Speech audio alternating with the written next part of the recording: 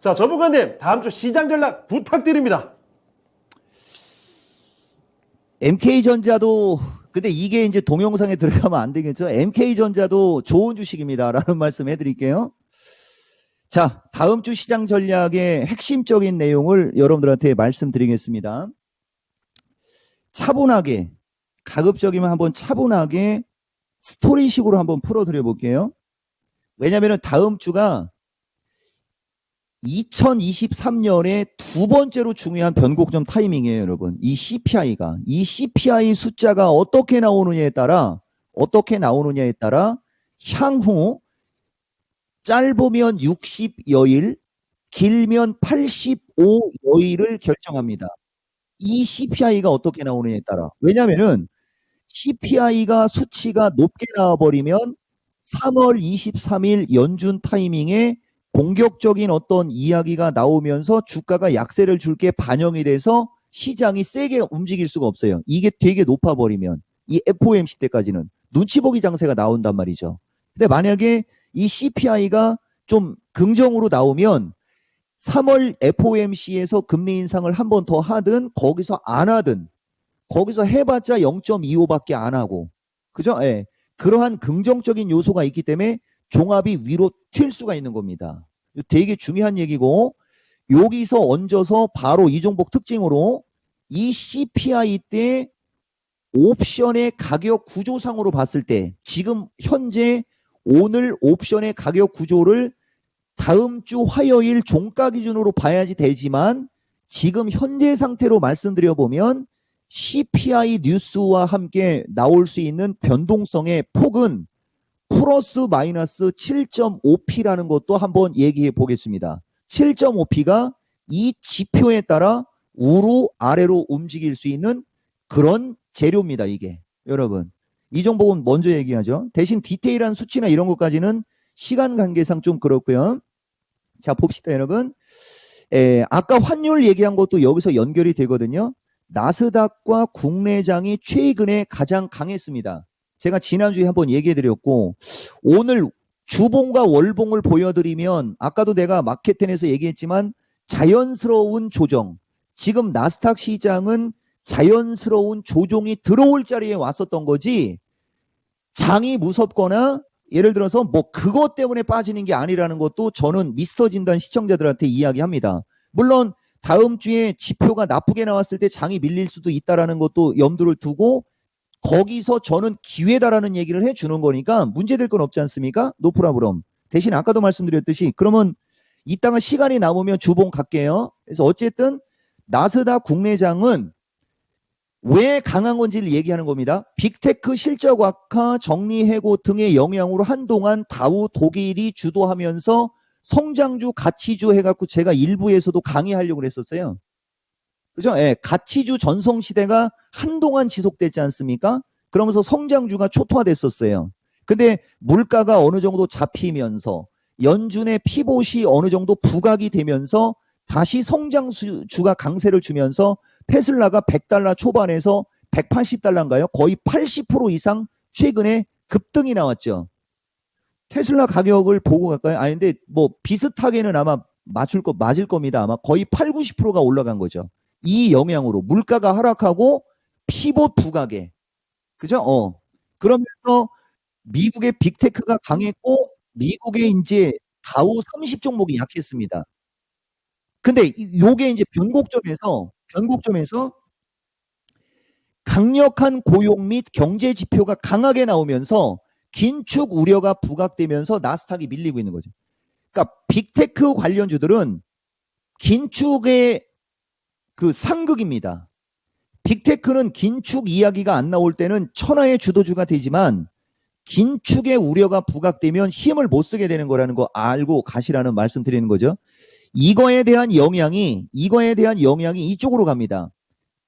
서로 달랐단 얘기예요. 우리나라하고 나스닥만 강했고 해외 시장은 결국 같은 방향으로 움직입니다. 요거 이종복 기법으로 얘기해 드리는 거고요.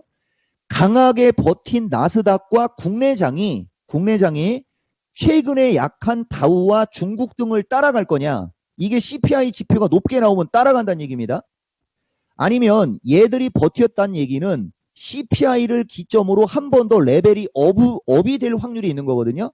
더 강하게 주도주 역할을 하느냐. 요게 이제 향후 관건은 누구나 다 아는 얘기지만 여러분들한테 글로 교통 정리를 하는데 이게 여기에 뭐에 따라 달라진다, 여러분? 여기에 수치. 그리고 아까 말씀드렸듯이 이 영향이 중요한 겁니다. 가이드라인이 이렇게 되는 거예요. 오늘 장도 지금 보시면은 이 CPI 경계감 때문에 최근에 급등했던 인공지능이나 이런 종목들은 좀 약세를 면치 못했죠. 포스코케미칼 같은 경우도 한 4% 가까이 밀렸거든요. 포스코케미칼은 신고가를 뚫고 밀리는 거니까 기술적으로 나쁘지는 않은 거예요. 최근에 급등한 종목 플러스 인공지능이나 메타버스 기반형, 콘텐츠 기반형, 아까 콘텐츠리도 뭐 그런 것도 약간 밀리는 거 보시면 아시겠지만 그쪽은 조정을 받고 기존에 약했던 쪽, 제가 이따 시간 되면 섹터도 얘기하겠지만 그냥 말로 해드릴게요. 그들 주식이 강할 때 선조정 받았던 은행주, 그 다음에 에너지주, 그 다음에 심지어는 우크라이나 건설 관련주들도 어저께는 한번 팔딱거렸거든요. 정배열에서 기존의 주도주의 역할을 했던 종목들이 한번 움직이려고 하는 기싸움이 오늘 나왔습니다. 기싸움이. 그렇지만 저는 결론부터 말씀드리면 CPI가 좋게 나와도 마찬가지겠지만 좋게 나왔을 때는 쫓아가는 건 반대예요. 쫓아가는 건 뭐 최근에 강하게 치고 올라왔던 AI 기반형이라든가 메타버스, 그 다음에 이제 소프트웨어 관련주, 뭐죠 여러분? 보안 관련주, 그런 걸 얘기하는 거죠. 위로 계속 치고 가면 관망.